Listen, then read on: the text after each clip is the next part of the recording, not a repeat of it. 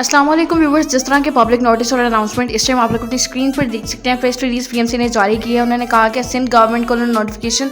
जो है एक जारी किया है, जिसमें उन्होंने कहा है कि एमडीकेट की qualification for admission to dental medical colleges in Sindh as void by initiate without legal authorities के बगैर, और एमडीकेट का जो एक परसेंटेज क्राइटेरिया था उसके बगैर जो पीएमसी ने जारी किया था। सिंध गवर्नमेंट ने एडमिशन जो है प्राइवेट कॉलेजेस में ग्रांट किए हैं। वो क्यों ग्रांट किए हैं, उसकी क्या वजूहत है, वो कौन कौन से कॉलेज है, उनके खिलाफ किस तरह से कार्रवाई की जाएगी, और वो तमाम बच्चे जिन्होंने इलीगल तरीके से वो सीट सिक्योर की, उन तमाम बच्चों का टाइम और उन तमाम बच्चों का पैसा तो ऑफकोर्स ज़ाया हुआ ही हुआ, साथ ही साथ उन पर यूएमसी भी पीएमसी की जानिब से बना दी जाएगी कि आगे जो है वो मजीद एमबीबीएस या बीडीएस नहीं कर सकते। इस टाइम आप लोग अपनी स्क्रीन पर देख सकते हैं, प्रेस रिलीज जारी किया है सिंध गवर्नमेंट ने। सिंध गवर्नमेंट के लिए पीएमसी ने जारी किया। उन्होंने कहा है कि 18 मार्च 2022 को इस्लामाबाद में एक मीटिंग, एक लार्ज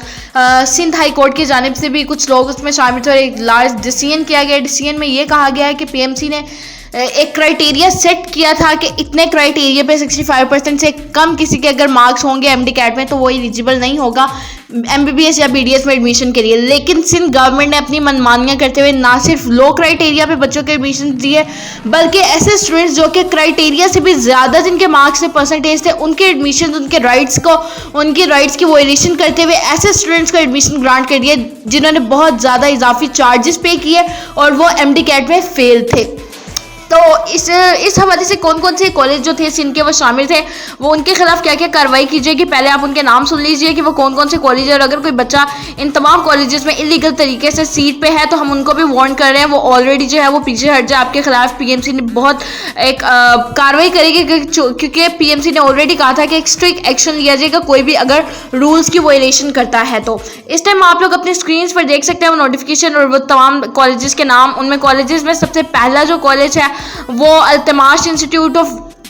डेंटल मेडिसिन, दूसरा है भिट्टी डेंटल एंड मेडिकल कॉलेज, तीसरा है लियाकत मोहम्मद डेंटल कॉलेज, चौथा है sir Syed college of medical science and पांचवा है इसरा डेंटल कॉलेज। और इसमें टोटल 22 एमडीकैट के क्वालिफाइड जो सीट्स हैं वो 540 अवेलेबल सीट्स, उनके खिलाफ 22 एमडीकैट क्वालिफाइड स्टूडेंट्स जो थे उनके राइट्स की वायलेशन करके उन स्टूडेंट्स को सीट्स दी गई जो कि एमडीकैट में पास भी नहीं थे।